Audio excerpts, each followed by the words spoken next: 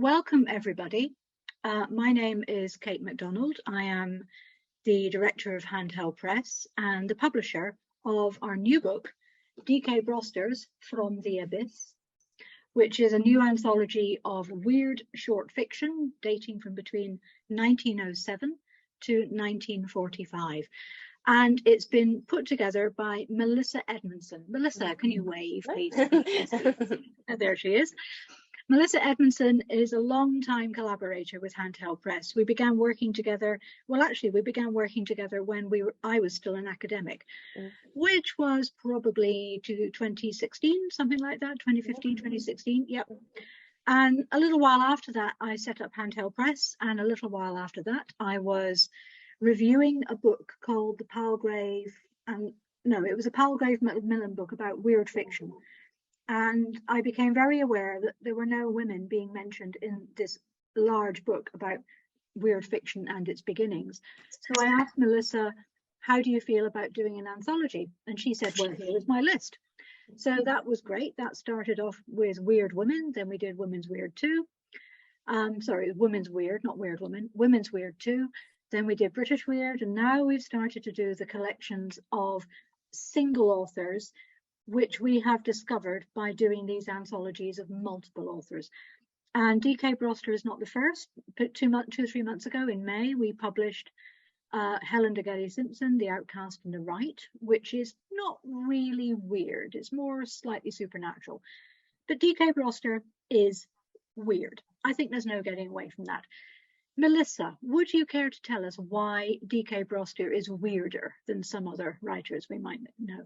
Yeah, I mean, I think, and we can maybe get into this too when we start, discussing, the individual stories, but there's a lot of variety in her writing, and there's probably what people would kind of define, and I know that's kind of a tricky term, trying to define the weird. What is the weird? And Kate, I know you have a kind of a broad a broad definition, right, of weird, but there is a good variety. So I'm thinking, already of like Couching at the Door, where you have a really good kind of weird otherworldly creature, that comes out. She has, prehistoric beast and, different things like that. So I think that just the variety in her stories, make her weird. She has the, more traditional ghost story, the Pestering, that we can, maybe talk a little bit about, a long story.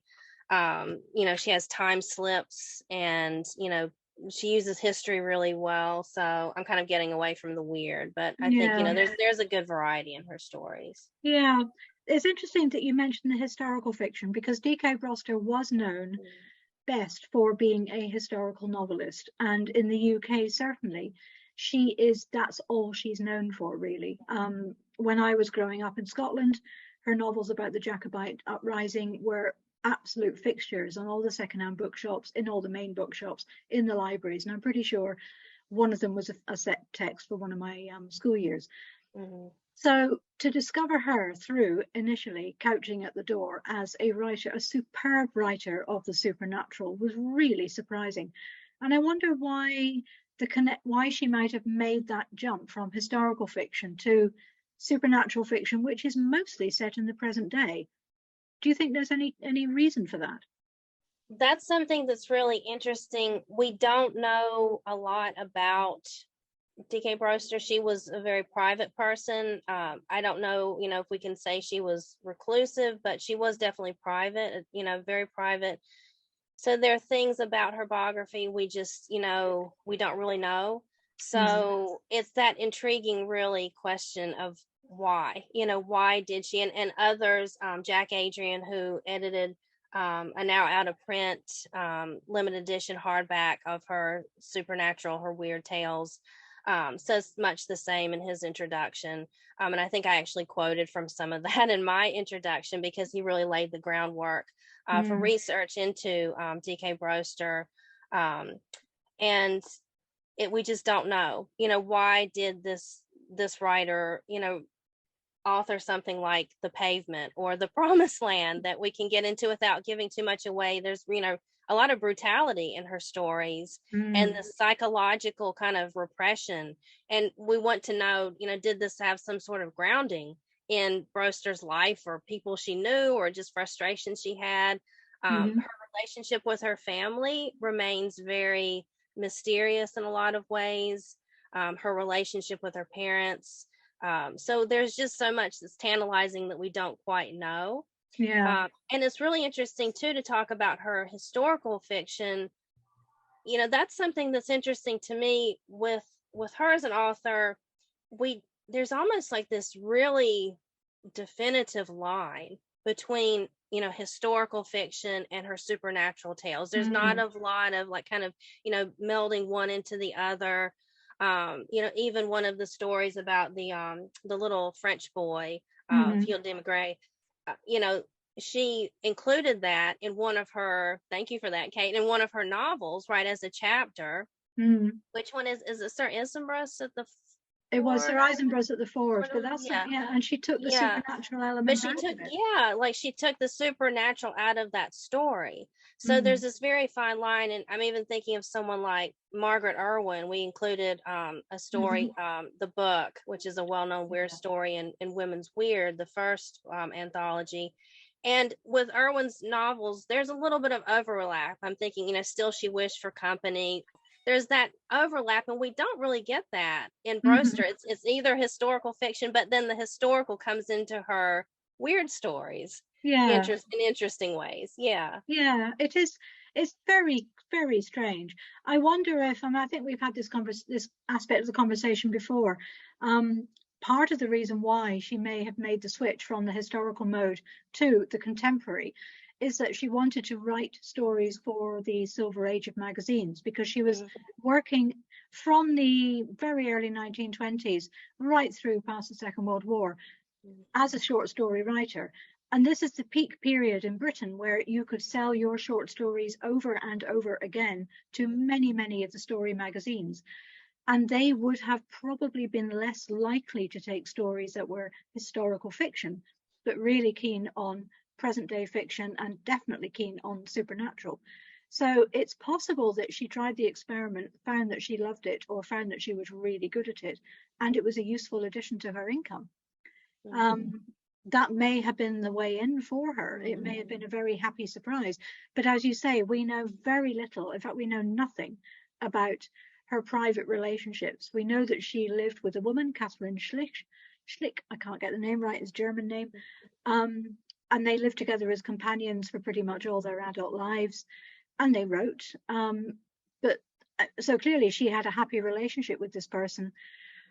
But that's all we know. I mean, there is nothing. There were certainly no children. We don't know about siblings.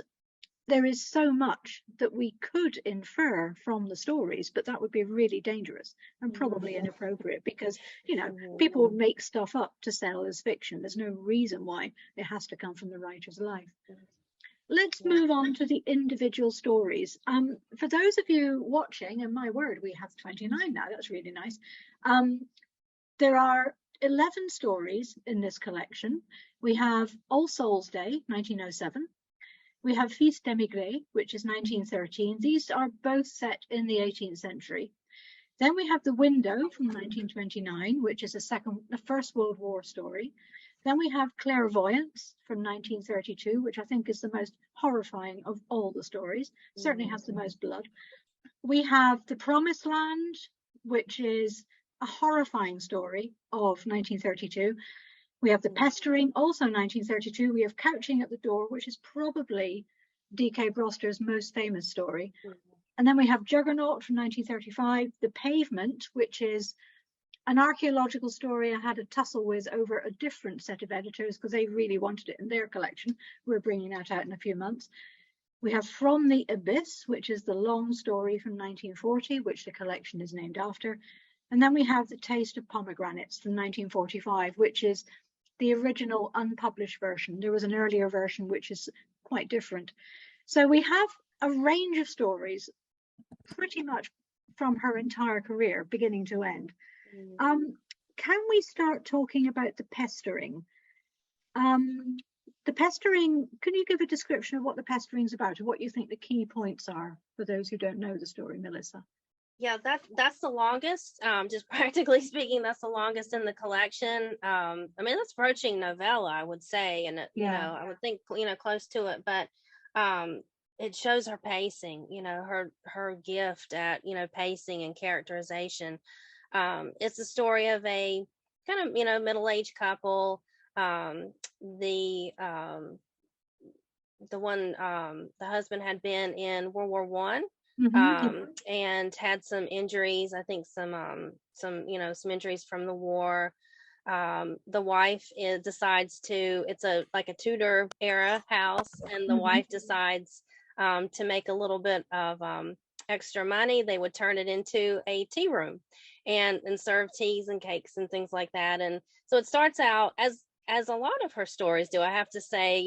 She sort of changes moods very abruptly. You start out with one thing and you end up with something different. But they move into this house, and they start, especially I think it's the wife first gets bothered by this man who wants to get inside, and it becomes progressively more ominous. I love how that story shapes out, because it becomes progressively more ominous, and he's knocking on the door, and the wife starts to get very jumpy, whenever the door, someone's at the door, could it be this person trying to get in?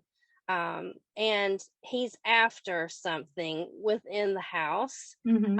And what's so neat about this story is, I mentioned earlier, yes, it's a little bit like a conventional, ghost story. That's her kind of classic, haunted house story, if you want to label it that way. But there's some really innovative things that she's doing. The ghost, whatever the entity, whatever you want to call it, changes appearance, changes age. There's sort of this hunt within the house to find, what this ghost might be after. So it's a really, again, a neat story. And it gets, again, very kind of dangerous for the couple by the end, especially the man gets sort of pulled into kind of this weird connection with what they're trying to find. So again, it's a really, again, history, history's kind of coming back to haunt, this couple living in the house. So yeah, I hope I did that justice. I didn't want to give too much away, but this is, if you like haunted house stories, this is, hopefully everyone will really like this story. Yeah, it's certainly a story completely embedded in the English countryside and English class strata in a village setting, and also a really, really horrifying and sad story from the past, which has not yet ended. And it's difficult to feel, you feel empathy for the couple. They've done nothing wrong. Why should they have to suffer this? But there's something very ambivalent about the person who is doing the pestering. Is, you might think, oh, that's so sad, what a situation they're in, and then you think, hang on, is that what they did? And then, do they deserve it? And you justice is not exactly done, but you do find that it's important for the couple to get resolution, and for the pesterer to get some kind of justice or resolution at the end. There's definitely a balance between right and wrong going on. Yeah, and there's a really, again, kind of neat little tricks that she does, that Broster does with, you think, okay, well, just don't let him in the house, right? And then no problems. But then there's a kind of a way that, he does get in. And I think that's, I mean, again, not to give anything away, but I think that little kind of twist is done really well in the story too. It is, yeah. And there's some very clever things she does with, I think the husband or the wife, I forget which, but they turn around and they see X in the room, and that's fine. And then only afterwards do they realize there is no X in the room. Oh my goodness. So we are embedded in their hallucination, if you like. And we as the reader do not know that what is right and what is wrong. So we just assume, well, of course there's an X in the room. And we can't know that there isn't, and therefore we are in a bad dream as well. Now, let's have a look at the Promised Land, because already we're running out of story time. Too, a character with the war connection as well, right? Yes, the First World War. So we have that character as well. So Yeah. yeah, you really care about, I think he has sort of kind of traumatic events that come back towards the end of that story as well, when they're in a Well, certain point of the house, when they yeah. go up and look for this object. So He's you a have a fear. little bit Yeah, of shame. he was gassed. The Yeah. husband was gassed in the war. So, as is very common in British fiction of this period, you get the fear of being gassed coming back to you. I mean, almost every major writer deals with it. So D K Broster is doing a very familiar thing, which her contemporary readers would have recognized, processing the war, and in a way, it's manifesting in the haunting that this man is undergoing with his wife.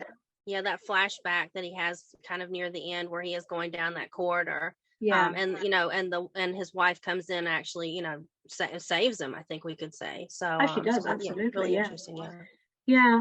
So The Promised Land, which is a really devastating story. I think devastating is the only word I could use to describe it. It's about an elderly lady who lives with a distant cousin, also an elderly lady, but not quite as elderly, a lot more vigorous, a lot bossier. And anyone who's been bullied at school or in any other context will recognize what is going on in this basically abusive relationship.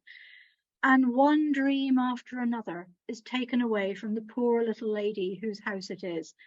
She loses money, she loses freedom, she loses autonomy, she loses agency. She basically loses everything that makes her life worth living, apart from the one thing, which is a dream to travel to Florence. And then suddenly the dream is made possible with a very unexpected gift of money, and then it's wrecked. And it's the unraveling of this poor little woman's mind as she realizes on the holiday that this is just going to get worse and worse. And then very, very subtly, suddenly a dreadful thing is done, an absolutely appalling thing. And we, the reader, are really we feel partially shocked, but also, well, thank goodness for that. And now she can go and have her freedom. And it's amazing the way that Broster plays with the reader's empathy and sensibilities. She's very, very good at taking us down a path, and then suddenly, oh my goodness, we've just seen this happen and we have condoned it. It's remarkable. Yeah, and the way that we Ellen is the lady whose dream it is, and then Caroline, right, is the cousin. Right. But even after the event that happens, it's about midway through, right? I mean, the story maybe a little bit before, but yeah, about midway. It's like, she's sort of going through Italy in this kind of dream or this daze. And I feel like as a reader, I feel like I'm right there with her, kind of just going along in this kind of dream-like, we know it can't last, but we're just, touring around. And then I think, it's interesting when she gets back to her house as well, trying to kind of keep up. I mean, there's so much that's happening in Italy, but I kind of have to remind myself, like, wait a minute, that's not where the story ends. She actually goes back to England, and it's almost like this whole other, it's like the same story, but it's almost like a different story, part one or part two, however you want to say it. And then how she's trying to just like live her life. And then we see sort of, I think I get a different sense of Caroline in that last part of the story. I'm like, okay, did I really judge her wrongly, for what she did before, how kind of the place she had in her life? What does Caroline mean to Ellen when she gets back to England? So I think there's a really interesting kind of shift in the story there. There is.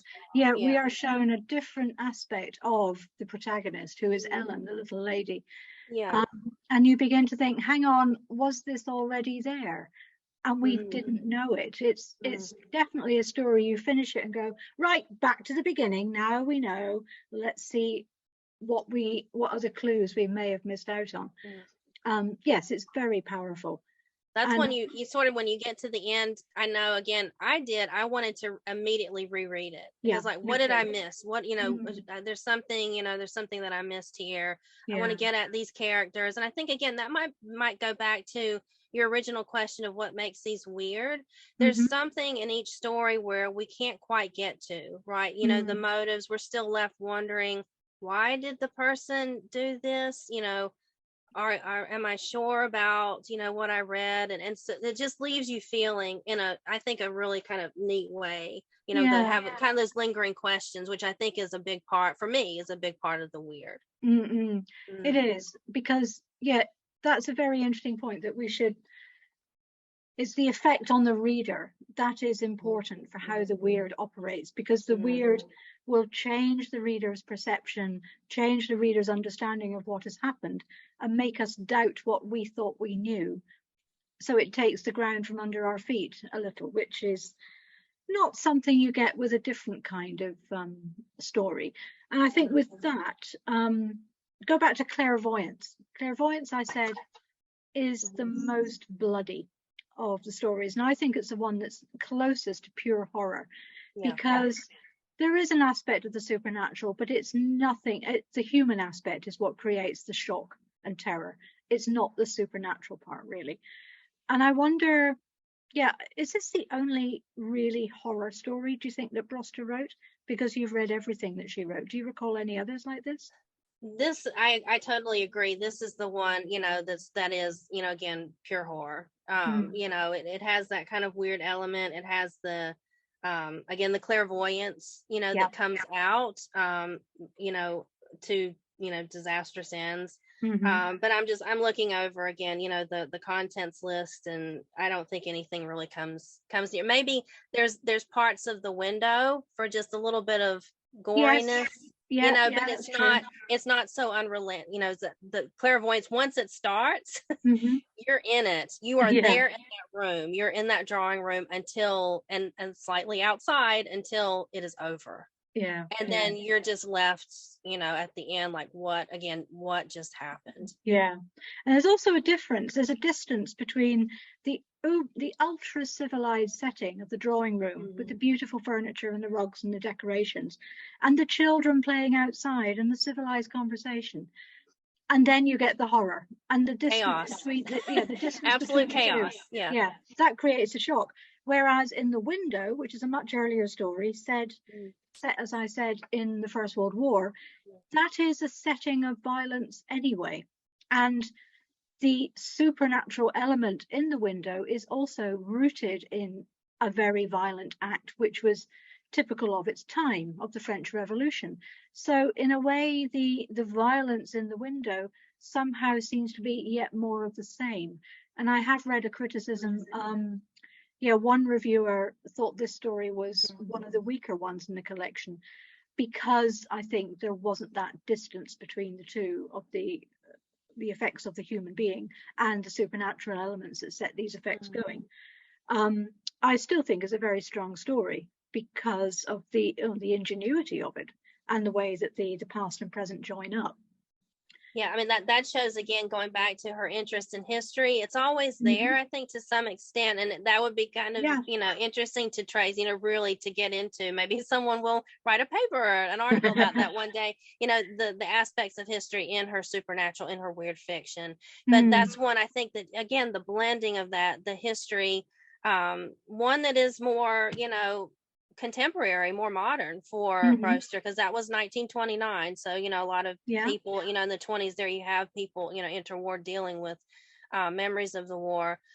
Clairvoyance was 32. So, right there, in line with what she was writing at that time. I was just, again, looking over to remind myself of the years. But The Window has, again, one of the few stories that deals with, the only story that I've seen that deals with the war in her supernatural fiction, other than the protagonist in the Pestering. So more modern. She will tend to go back to the 18th century. I'm thinking even like All Souls Day, the early stories, which is, it's how I wanted to. We talked about that. I wanted to include a few of her earlier stories that maybe aren't as gruesome.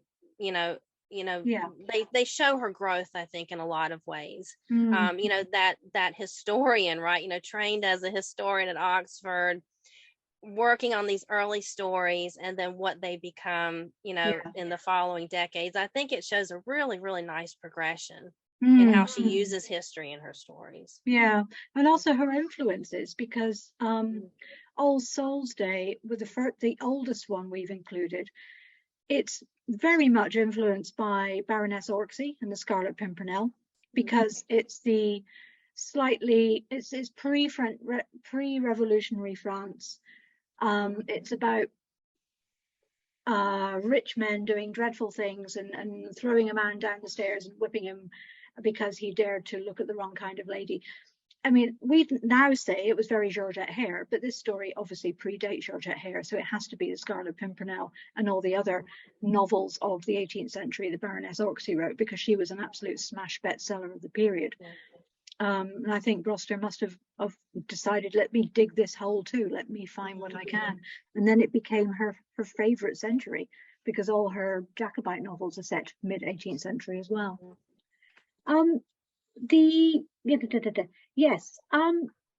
The pomegranate story. Can you explain why the version of the Taste of Pomegranates that we're publishing is different from the one that Jack Adrian published? Yeah, the story, again, as far as we know, he has searched for it. I have searched for it. Even with all the digital wealth that we have now, trying to track things down. But we cannot find that story anywhere that's been published in a magazine. And like you said, she did tend to publish in, Chambers and Cornhill and some top-notch magazines at the time, and then she collected them in books for Heinemann, for William Heinemann, the publisher. But we cannot find that story published anywhere. That's one of the reasons why we have Circa. I think we actually went back and forth about that too, putting 1945. It's a safe bet to say it is probably one of the last things that she wrote, because she did become quite sick in her final years and died in 1950. And with the upheaval of the war, it was a difficult time to kind of be writing. She wasn't in London, she was on the South Coast, but even so, but yeah, we can't find that. So it is in Broster's papers at St. Hilda's in Oxford, who I should say has been very, very helpful in allowing us to publish this unpublished manuscript. But I was able to again have the original draft that she wrote, which is just, again, I'm just kind of reliving that to finally have that and to see it after all these years. So again, St. Hilda's kindly sent that to me, and I was able to sort of work through that, work through Jack Adrian's version. Adrian did a little bit of flourishing of the language in places. And yeah, so I didn't think the story really needed it. I think her wording is good enough on its own. So I'm happy to say the version that is in this current handheld press edition is the closest to what is in that typescript. Small errors and things like that I cleaned it up, but that's pretty close. She had, most of it was typed. There were some places in the manuscript where she would write out a paragraph. Okay. So, and I was able to sort of place those in. So it's nice. I cleaned up a couple of errors that had been in. There's a kind of a cheap, affordable, whatever you want to say, Wordsworth edition, which I absolutely love that series. Wordsworth did a couple of years ago. But there were quite a few. They republished that story. I have a feeling they might have based it on Adrian's version, but there were quite a few typos in that. So again, I was able to clean up obvious typos. There were times where a certain name was mentioned and that's not what she meant. It was actually another character. So it was nice. I'm going on, I love editing, so I'm going on too much about this. Sorry. But I am proud that this is a pretty thorough, editing of that. of that manuscript. So I'm just happy to have it where people can now read it. Yeah, it's a great story. It's an amazing story. It's a deep, meaty story, and it's really quite is. long. It's not slight. It's the product of a mature writer, which is so sad that it never got published, as we think is likely to be the case, because if it had been published, there would have been a fair copy, like the carbon copy of a fair copy to be sent to the magazine and so on. So I'm very glad that we could make this, the end point of our anthology. So it brings her work to a really good conclusion, strong and full of life.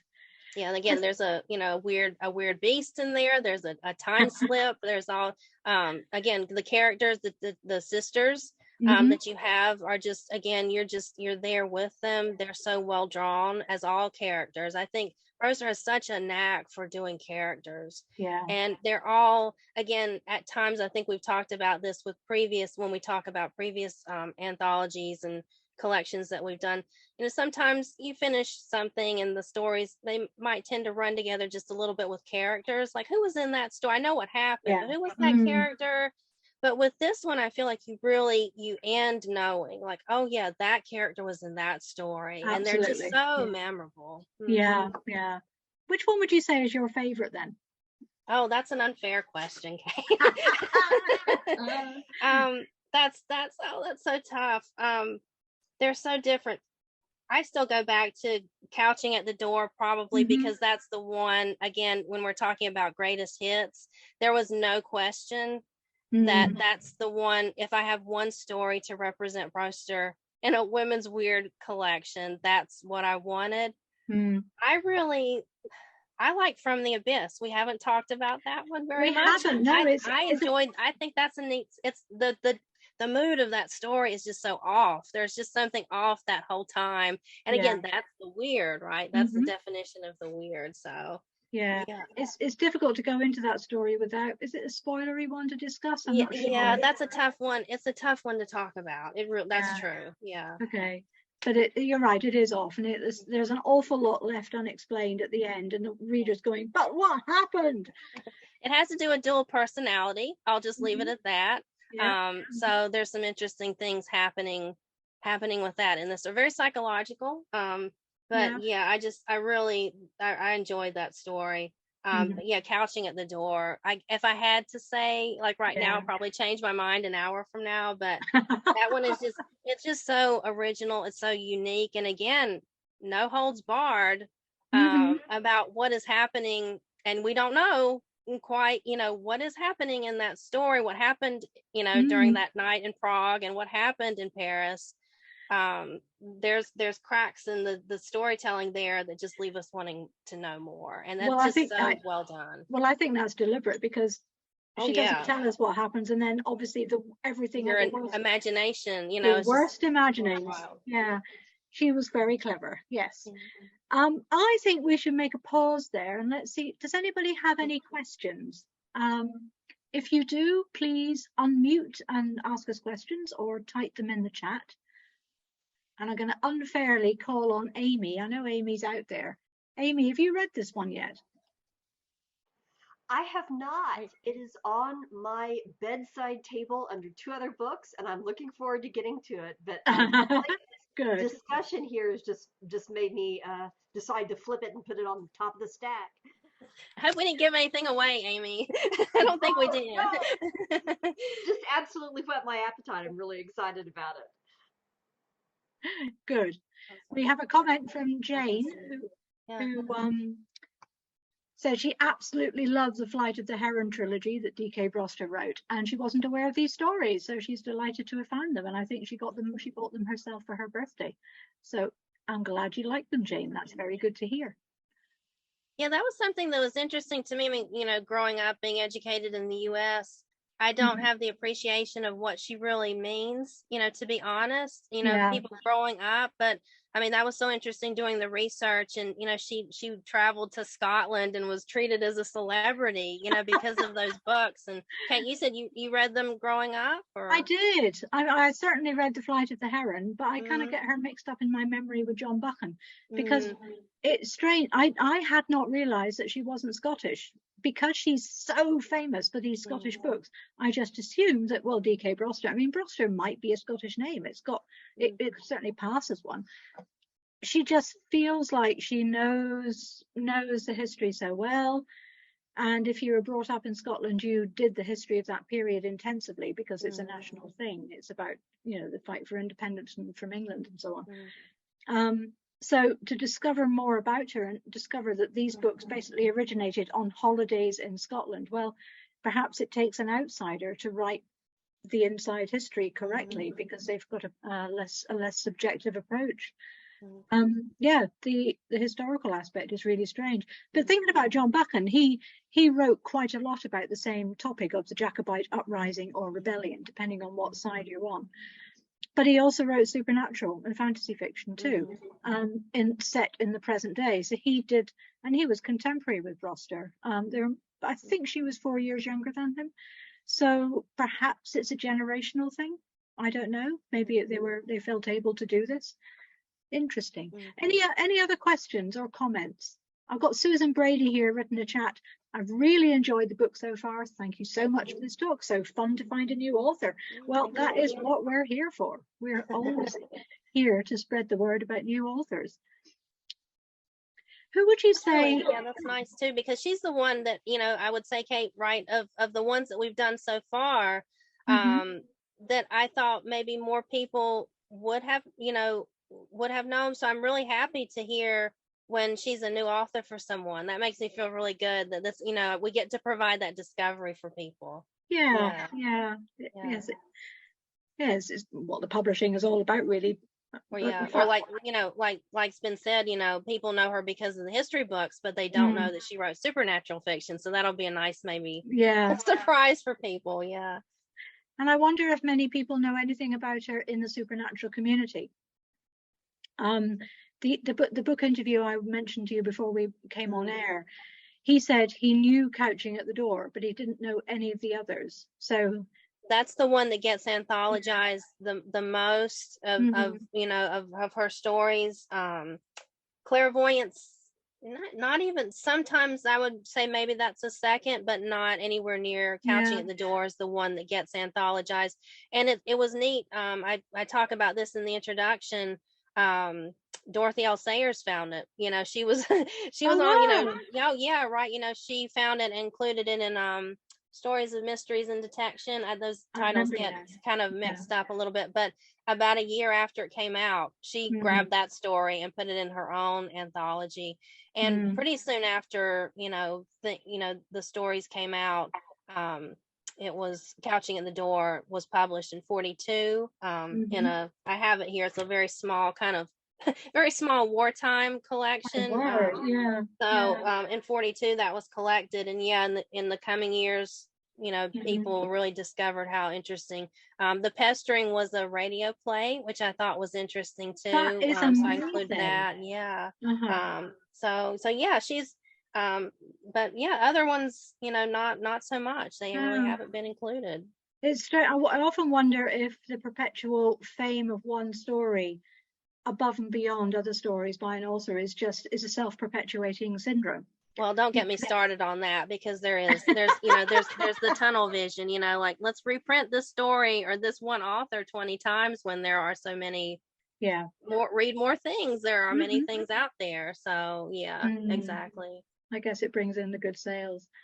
Any other questions from people or comments? More comments? No, they're all sitting there going, yes, we like this book. Please let us go back and read it. Well, I think if there are no questions, I think we will wrap it up. Want to see more from us? Let us know in the comments below. And don't forget to click like, subscribe, or new content alert.